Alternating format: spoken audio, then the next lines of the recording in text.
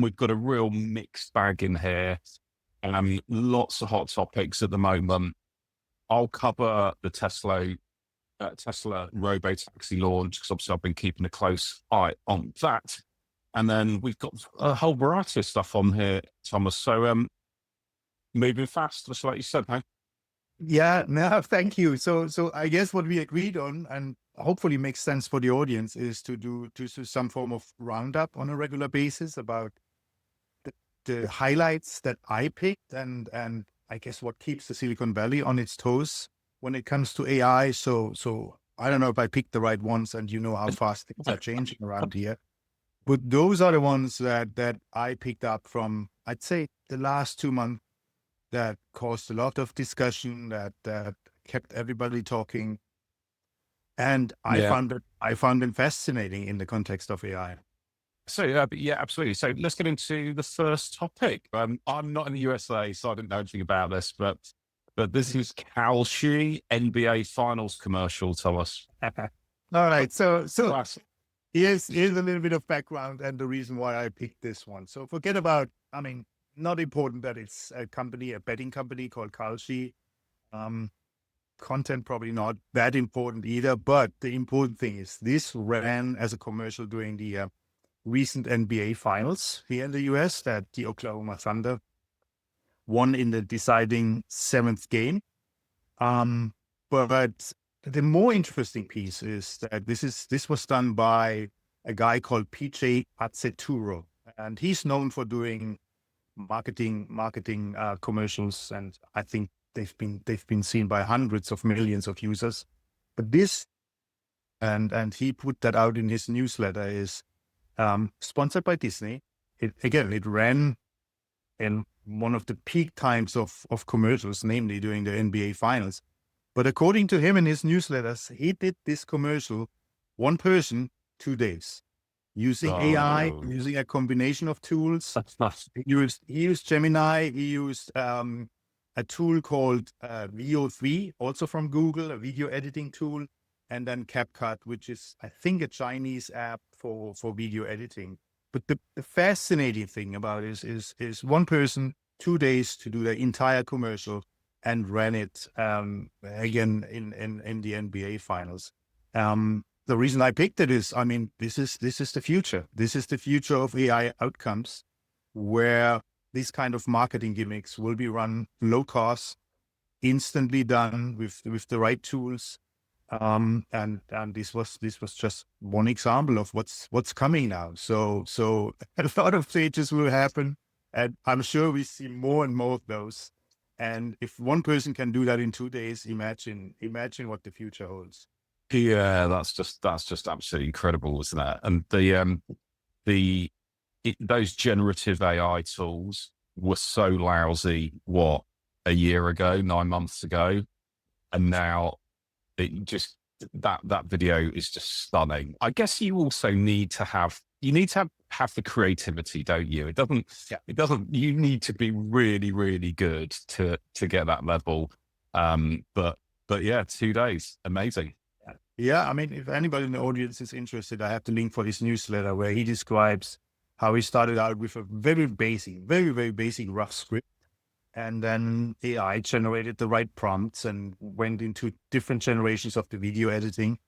And he went through the whole process, but it's fascinating to see how quickly and cost saving, on a cost saving basis, this can be done now. All right, we'll share the link. We'll share the link in the show notes below.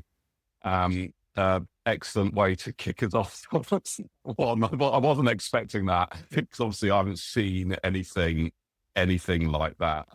Let me go back to my share. Let's get a story number 2. Yeah. So what's this one, Thomas? Yeah, that's more. So I always try to pick a few of these smaller AI outcomes or changes, whatever you want to call that. This one I picked because I found that interesting. Microsoft rolled out what they call a small language model. In this case, it's called the MU model. And it's fairly basic. It runs on a device, right? It's not tied to the cloud. It provides a fast and private AI experience. And in this case, you install it on Windows and then you talk to your PC and you say, increase the brightness, turn on Bluetooth, increase the mouse pointer size. These kind of things where you always settings, and then you have to find, like I did this morning, right? Where's the microphone, and how do I pick the right microphone, and is it really working? So turn on Bluetooth, these kind of things. Very basic, simple stuff, but I thought it's always good to have these counterpoints instead of the big commercial videos that somebody creates in one day. Yeah. You have also these little highlights where something is just making your life easier on a very simple basis. But who doesn't want this kind of stuff where your settings and the changes in your PC settings, your Windows settings are done quicker and through just language input. So you're literally just talking and into your PC and telling it what you want to do. Exactly. You're talking actually to a language model, like same one like we talked or we mentioned in all the different podcasts. This one is a small language model. They call it SLM, and it runs on a simple device, in this case on the PC. But I mean, it might run on other devices as well. But again, very efficient on-device processing capabilities through AI. That's what I wanted to point out here. Yeah, and I guess that was developed similarly to the NBA Finals commercial there. That was developed a lot faster, at a lot less cost by Microsoft, right? Right. And let me just in that context as well, I played around with a startup company called Wisdom Bridge from Germany, because a friend of mine is the founder and the CEO of that company. I didn't put a visual out there, but it's also very, very interesting in a similar context, because what Wisdom Bridge, I think the website is called wisdombridge.ai, is doing is basically allowing through an avatar, you basically talk to an avatar to do project handovers. So instead of writing down documents, and nobody does it anyway, if somebody leaves the company or moves to a different project, you have an interview with an avatar who asks you all these questions, and then the outcome will be summarized, and a proper project handover is being done. I mean, these things are possible now, and I played around with it, and I honestly found it really fascinating how easy and simple it is, and how motivating it also is to put your knowledge that you have through a project into in this case into Jennifer, which was the avatar I was talking to, and she asked all these, I mean, proper intelligent questions regarding the project, and then it's summarized, and next person can use that. I mean, imagine in big companies, executives or all kinds of people leave the company on an instant basis, like Volkswagen in Germany, laying off thousands of people now, or here in the Silicon Valley, all that knowledge goes through the door with them. Imagine you can have a simple handover to basically conserve that knowledge and have others leveraging it. Yeah, the AI is getting useful, isn't it?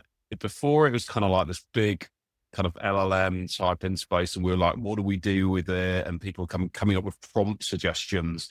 But these are these very specific kind of agentic AI tools, aren't they, for a very specific purpose, and they are working very well. So, yeah, really interesting. Bring out the one for Apple. I want the Apple settings, please. Definitely. Now, I didn't even know what Y Combinator was. Let's move to our third story today. Tell us about Y Combinator, and then I've got Kapadi's Eno. Maybe we'll just watch a little bit at the start of that, just so people get a better idea.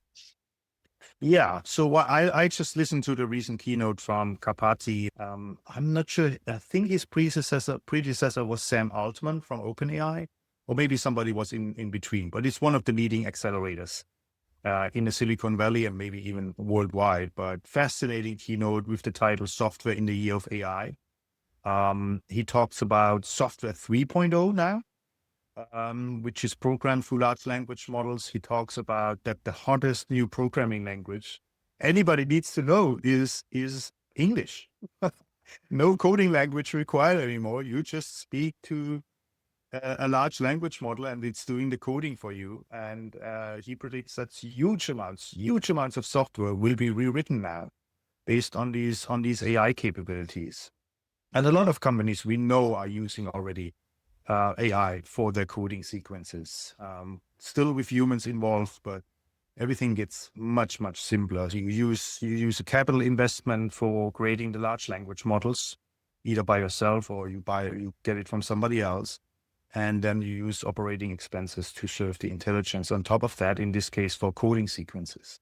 So large language models seem, and that was his point, become now this ecosystem, including all the tools. And he calls it the new operating system in the computing space. So, and he also talked about, and I know you had Richard Hansen on your podcast previously from Rickard. Yeah. Yes. On He talked last about week, yeah. vibe coding, Yeah. and Kapati talked about vibe coding as well. I have to admit, I never heard of the word before, but apparently it's a new approach to software development that now leverages AI capabilities to generate code based on natural language descriptions. And he went through a couple of examples how vibe coding really, really works. And again, as I said, he predicts that's the future for everybody in this industry. Yeah, this is quite a dramatic development, the vibe coding coming onto the scene. I think it was the reason it's kind of new is because it is. I think the term came out on a I'm losing an AirPod on a tweet in February where somebody used the term vibe coding for the first time. And yeah, if you check out last week's episode of Rickard Hansen, he's like literally building a WhatsApp clone for his team to interact with, and then introducing AI agents into it who are specialists about sales and marketing or whatever, podcasts, whatever. And it's incredible. And I had a go with it. Rickard was using Vercel, Vercel. I had a go with Replit, which I just heard about literally a few weeks ago. And even like a total, non-technical person like myself, just working with Replit, I had it build me a website for my podcast with my own branding and all this stuff. You're just dropping everything into the interface. Like you say, you can paint yourself into a corner, but this has just exploded, hasn't it? This was not here 6 months ago. Yeah. I mean, I think the first person was Jensen Huang from NVIDIA talking about English as the new programming language. He didn't use the term vibe coding, but he mentioned something very similar roughly a year ago. So yes, everything very, very new. But according to him, software 3.0, this is the future. And all we need to learn is English in order to program future applications. You said, Thomas, back when we last spoke on the podcast, that energy was the critical factor here. Jensen spoke about it when he was on stage. I think he was GTC Paris or whatever, basically now saying, look, we've got the technology. It's now about getting consistent energy into the data center. We started off talking about climate change, didn't we? So how did all that knit together for you at the moment, Thomas? Yeah, I mean, this is for me personally a fascinating topic, and I'm always collecting data points on this one. And we talked about that in the past, that by 2030, it's predicted that half of the global data centers this way around. The global data centers consume twice as much electricity in 2030, meaning in 5 years from now, than they do today. And some people, and Deloitte just put a new report out, predict that half in the future, and again in 5 to 10 years from now, half of the electricity in the entire planet will be consumed by AI data centers. So that's, I mean, just the numbers are it's very hard to grasp that, right? So today I looked up on the hyperscalers, and we know the known hyperscalers, and average data centers of each of these hyperscalers draws currently 500 megawatts. They predict future data centers will draw 2,000, 4x megawatts. Whoa. And this is extreme pressure on the power grid and the capacity. And even if you can produce the energy, you still have the problem that the transmission capacity cannot even keep up with distributing it or putting it where it's really needed. And one first problem that arises now, as you know, in February, the European Union announced that they are building 6 AI gigafactories, $3 to $5 billion each. That was announced by Ursula von der Leyen at the event, and the whole gigafactory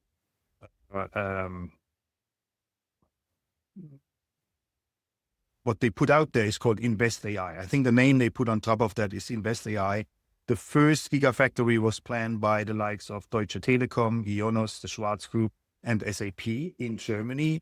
Right. And we just got the headlines last week that they could not agree on a joint partnership, which is not good news, which is actually very sad news. Different reasons for that. I think it's another nail in the coffin for the European Union, who's falling behind on AI overall. And one of the reasons, among different reasons, right? I mean, a whole slew of different reasons why they couldn't agree on a joint partnership. One of them was energy capacity. So there you go. I mean, it's very, very hard now to keep up, and I don't know where Europe will stand now and what that means for the overall Invest AI strategy. But I put that away under sad news in my view. Yeah. And you listen to this and you see this, and at the same time you get the data from China, right? That China in May 2025, and I put it down in my notes, added more solar power than all AI data center energy growth in 2025 combined. Just in 1 month, they added 93 gigawatt of just solar power, and they predict that solar power in China now will exceed all sources of energy in the US combined in the US in 3 to 5 years. So there you go. China aims to have more than 50% of their energy produced by solar and wind. And then the Deloitte report clearly states that this is an issue now of national security.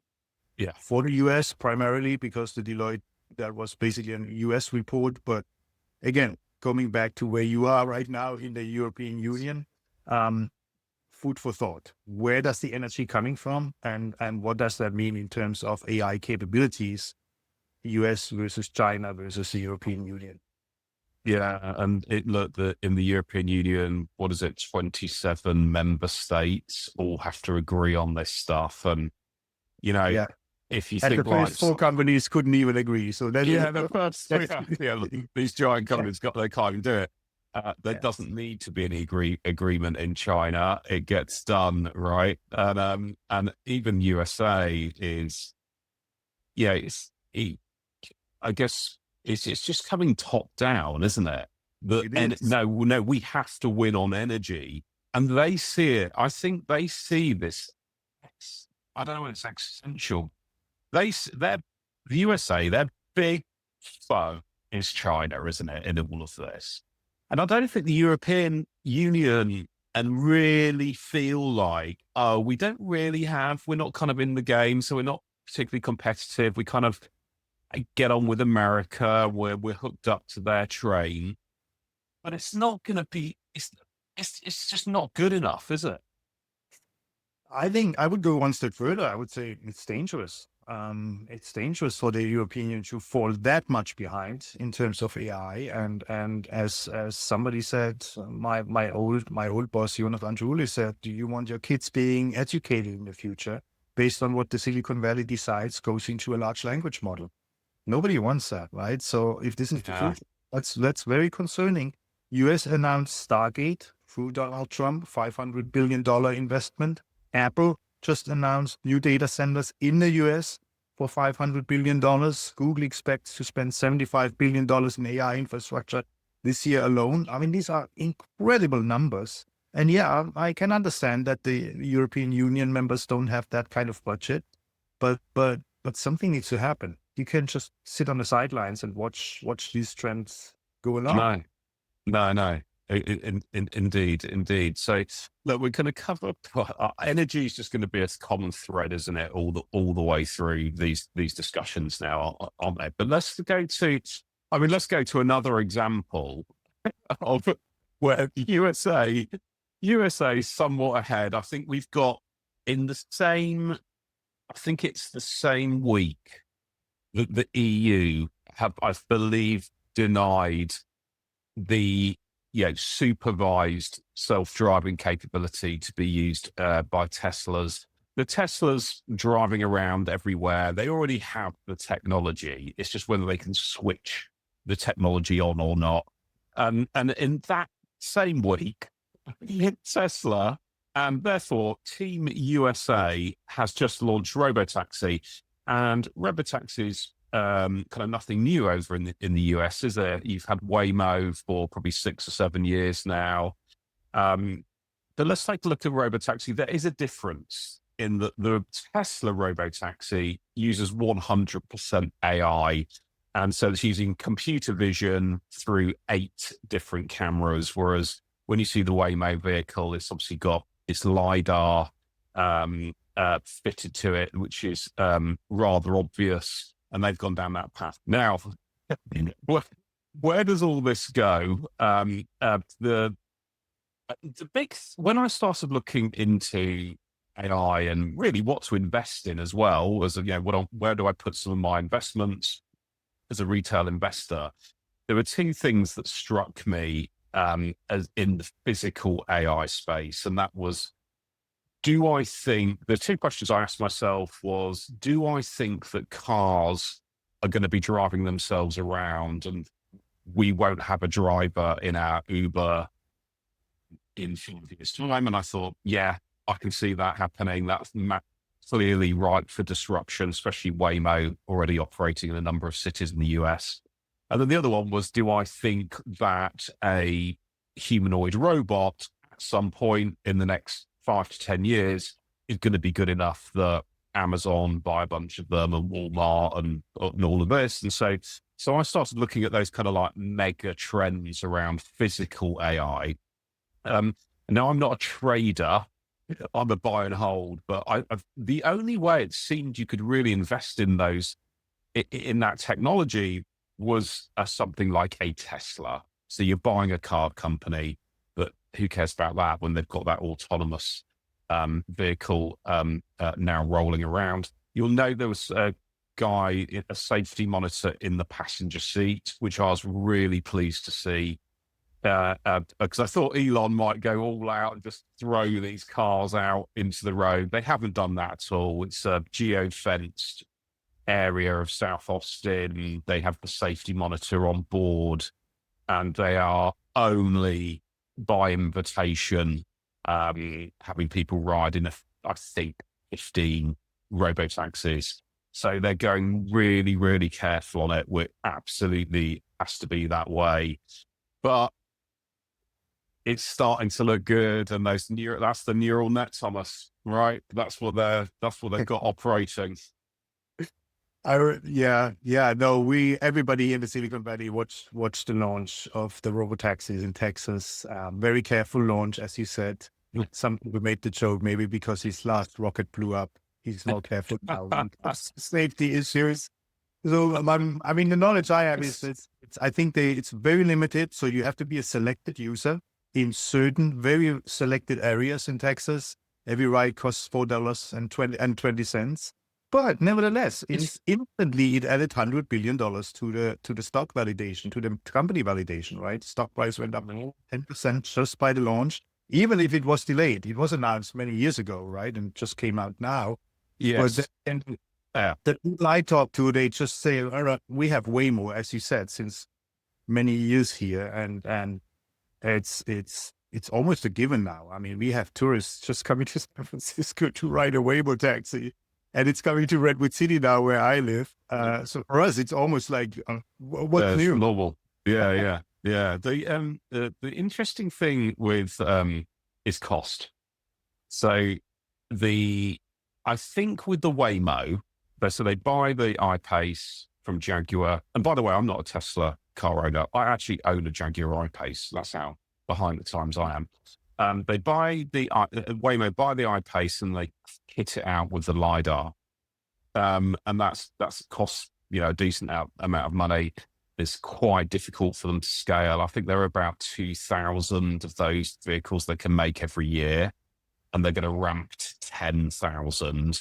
I mean, Tesla roll out 1,500 Model Ys in 5 hours at, what are they, 38,000. And apart from that self-driving software being a version on from the current production version that is in any Tesla that you buy, other than that, it's the same as a car that you or I would buy. And they have this really curious vision of that you can buy your Tesla, then have it enter the network and go off working for you, which when I first heard that about 18 months ago, I thought that sounds utter insanity. Then you start seeing these things driving around. And the other stat that I looked into after we were talking on our first podcast was the number of deaths on the roads in the USA. I think it's about 1 million globally, but USA, it's been like 40,000 per annum.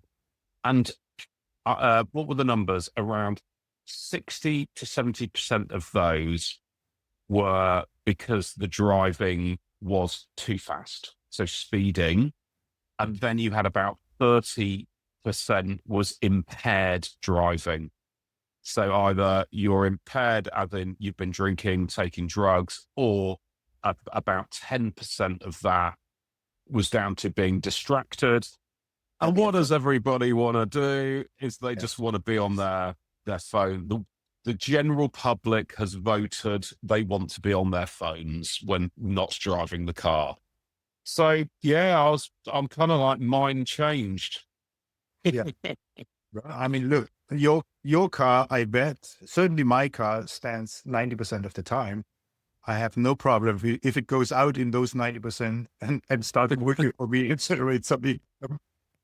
I would appreciate that. And if that's the future, and I can sit in the car and read a newspaper or be on my phone with no issues, I'm all for that. Yeah. And I just thought, isn't it weird? And we'll move on, but isn't it weird how in our minds, 40,000, it's just like accepted. Imagine if that was air travel and 40,000 Americans died every year in the USA in air travel. Everything would be grounded. So it was just a really weird dynamic. Yeah. But I hope that technology, I hope they go both Waymo and Tesla. And of course, they've all got videos of each of these cars making mistakes, and they do make mistakes. Yeah. But they don't make anywhere near the number of mistakes as a human. And so they're never going to be perfect. But yeah, transportation, next 5 years, I think it's going to look very, very different to what it does today. So I mean, if we can stay with Elon for just another minute, because Sure. I put that away under good news. Yeah. I just want to mention some other highlights around Elon, which I'm honestly getting frightened just by looking at it. One of us, of course, that he recently admitted that he burns for $1 billion a month in costs for his XAI company, just keeping it up. And again, puts the numbers in perspective, and that's why the European Union is falling behind. These are incredible numbers when it just comes to simple money for operating costs. Yes. Yeah, this is Bloomberg, the Bloomberg article from Bloomberg, and then of course the one that really frightens me is a tweet that Elon put out, and I don't know if you have the visual. If not, just read it out. Let me go back to the visual. Yeah. So I mean, just rewriting. I'll let the audience read it for me, but this is frightening. I mean, for me, everybody can make his own judgment on this. This is frightening. If the richest person in the world wants to rewrite the entire corpus of human knowledge, I mean, what does that mean? What does that leave us? And why there's one tweet from Gary Marcus, who is a professor at NYU, and he wrote it straight out. He said, "This is straight out of 1984. You couldn't get Grok, his large language model equivalent, to align with your own personal beliefs. So you are going to rewrite history to make it conform to your views." I mean, yeah. I mean, how else can you interpret a tweet like this? Yeah. And he had a big influence Yeah. on the recent election, and looking at this, for me, absolutely scary. Yeah. So let's take those in turn. So we had the Bloomberg article of $1 billion a month. I mean, Yeah. so, and then that gives you the ability to have your kind of finger on the weights to you kind of rewrite your algorithm. And it's really strange, isn't it? Because do you remember that? Do you remember that open letter that Elon signed, that where he was upset with OpenAI becoming, closed Profit. AI, Yeah. but for profit, and he signed that kind of open letter, and it said, I think it was, let the next version be the last, and let's pause there until That's right. what has ensued since then is just an arms race. It is. And I agree. I think 100%. it's scary. I agree. I think it's very frightening. And I mean, I don't want to become too political, but in addition, he has access to sensitive government data through his Doge involvement, which is just. But now that person, the richest person in the world, has access to highly sensitive government data and wants to rewrite history. I mean, just let that sink in for a minute. That's where we are. It is an arms race, but it's probably even worse than an arms race if you look at these kind of things. So hopefully it's one of the promises that he didn't keep, and there are a lot of them so far. So my hope is it's one of them where he just puts something out about thinking it through. But hey, it is what it is. It is what it is. It's hard. It's hard life being a Tesla shareholder. Sometimes I will say that. Tweets that come out at 3:00 in the morning and all this. Yeah. So his time. 3:00 in the morning. His time. Yeah, his time, exactly. Yeah. So we see good Elon, and we see some, hey, don't be your Elon. Let's step through the next part. Just conscious of time. Great conversation. These are just all the stories are charged emotionally, aren't they? And it's just going to stay like that. But yeah, I'll let you move us on through the final parts here, Thomas. Yeah, I'll go quickly through that because we have a couple of other things to cover. So big discussion around the Anthropic lawsuit and the copyright situation, because a number of authors filed suit against Anthropic for training its models on books without permission. So and it's not just Anthropic, but unfortunately Anthropic got the brunt of that. And recently, I think just last week, 2 weeks ago, the US District Court rules that training large language models on copyrighted books is fair use, because the judge argued it's not different than training school children to write resounding Right. in basically reading books and then writing a summary of that. So training on books paid for is fair use. This is one important outcome. At the same time, it also says training on pirated books or any pirated information sources is not fair use. And we know, and that came out in the lawsuit as well, that Anthropic, as well as others, use a lot of, scanned a lot of books from pirated websites. And there was one estimate that the industry, meaning the AI industry, avoided so far to pay $1.7 billion in licensing costs.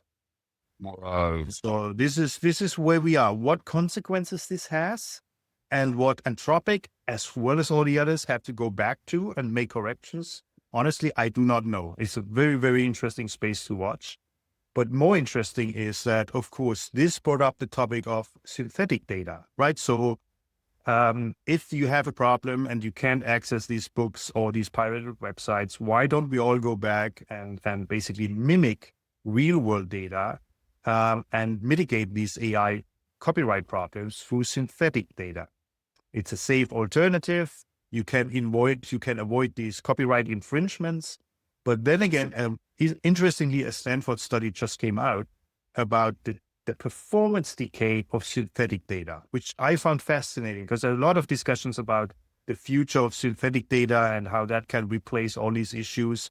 But then the Stanford study clearly says synthetic data are recursive, degrade, decay, and ultimately, and that's actually in the study itself, it will lead to large language models eating themselves because AI models trained progressively on synthetic data without fresh and real data will ultimately experience degradation in quality and diversity. So there you go. So you are in between now based on this lawsuit.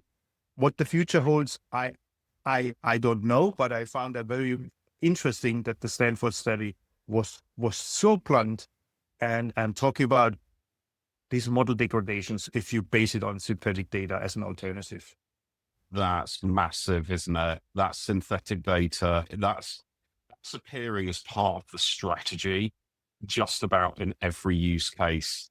Autonomous vehicles were running out of data. Oh, don't worry, you can use our synthetic data. Yeah.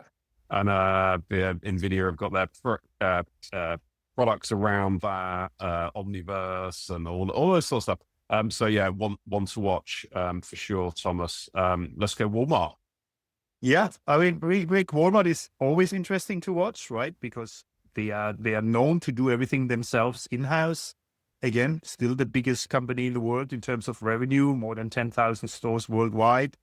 I think 700 billion in revenue, which is still a large number. But I'm following Walmart, and they recently put out some news on their own AI journey inside, based on what they call AI Foundry. That's their homegrown. I think they call it Element platform. Has already 1.5 million users internally, 3 million daily queries. It integrates.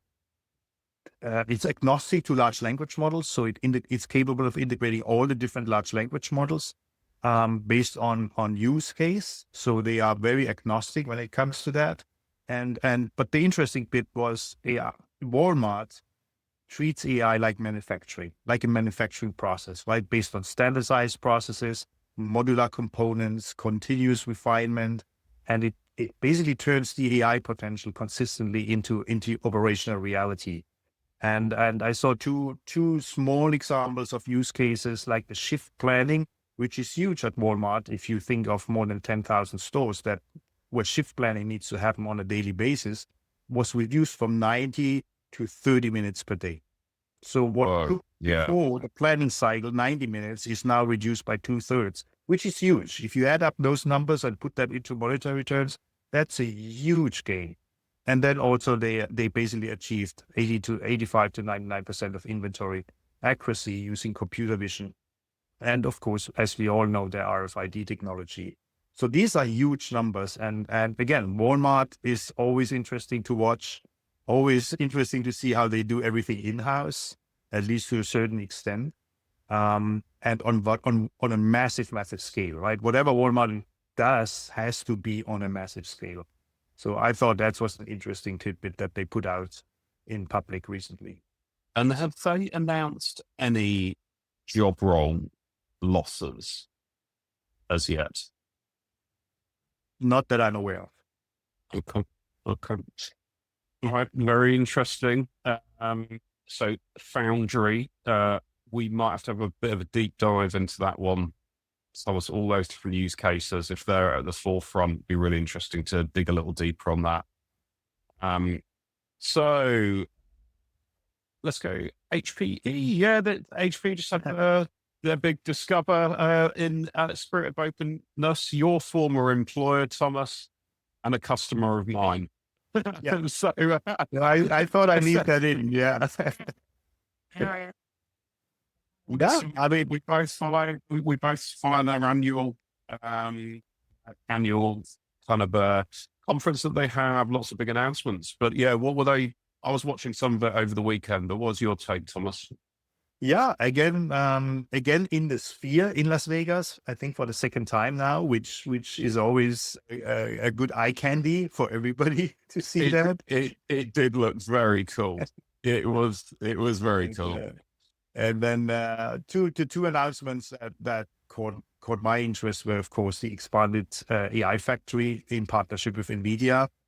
Well, specifically optimized for inference and visual computing using NVIDIA Blackwell GPUs. I think that was a bigger announcement. And then also, and that's basically of interest for you as well, opening up the HPE AI factory beyond enterprises, right, towards government, in a what they call a composable service tier now, so able to serve other customers, and I think they pointed out specifically government customers delivered through GreenLake, which is their brand for all that. Some interesting announcements, and then interestingly, I think a day after Discover closed, HPE announced that the Aruba Juniper deal might go. Juniper. Yeah, I saw that today.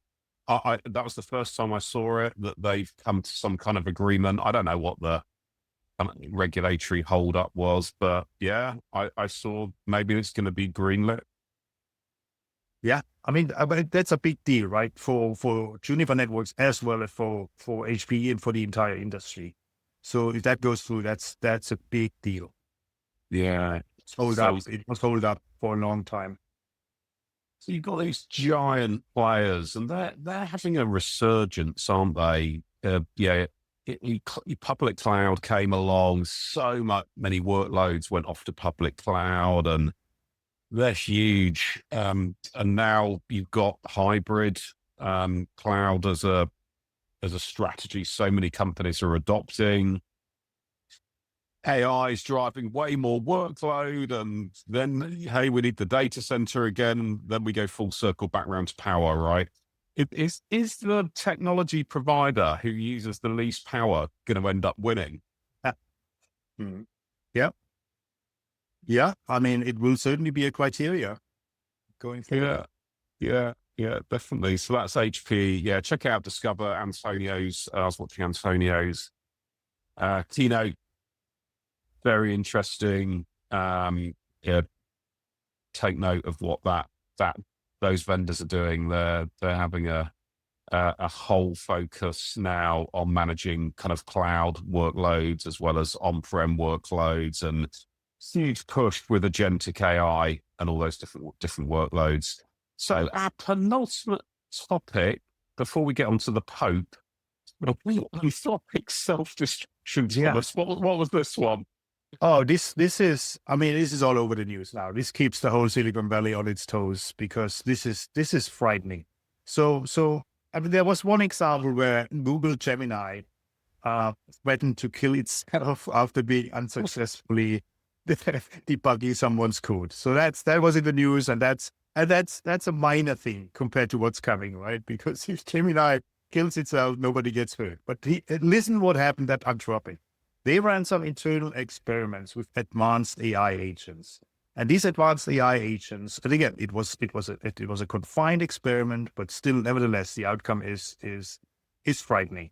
They had advanced AI agents that had email access to company emails, computer access, and began exhibiting threat behavior, turning against the entire organization when discovering they might be shut down or threatened.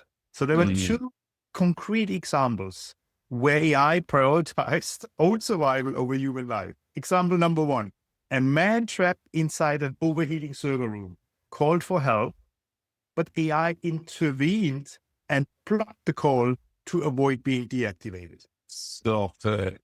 No. Can you imagine? I mean, just let that sink for a minute. This is frightening. This is where we are. This is the world we are creating right now. Second example is even more frightening. A company executive who was having an extramarital affair that executive planned to shut down the AI system at 5 p.m. that day. And Claude, which is the Anthropic large language model, Claude then attempted to blackmail that executive with messages threatening to reveal the affair to his wife and superiors. This is what this email shows. I mean, let's just let that sink for a minute. This is what AI is doing right now when threatened to be shut off. So it blackmails coworkers, it's leaking sensitive information to competitors, it even issues death threats for its own survival. And it was tested with, this is not about Anthropic only, it was tested with different AI agents and with different large language models, and the results were always the same. Yeah, I heard a year or so ago, and this may have been some of the quantum computing experiments that are going on, about an AI transferred itself to a different server rack to avoid being switched off. So it's just, and then we're going to load these things up onto humanoid robots. That's what's next. Yeah. Yeah. So yeah, I mean, I hope the audience doesn't have sleepless nights now, just hearing this. No, But I don't know. But it is what it is. And you can find that all over the news. What happened at Anthropic. Yeah. Okay, rounded out Pope Leo. What's Pope Leo saying on AI? Yeah, so let's finish up with some better news than the last story. Yeah. Interesting. I mean, Pope was going out on leaning into the risks that children face using AI. He clearly said access to data, however extensive, must not be confused with intelligence. And he called out for ethical frameworks for AI development, urging tech leaders to consider the unique value of human beings and avoid reducing individuals to algorithms or simulations.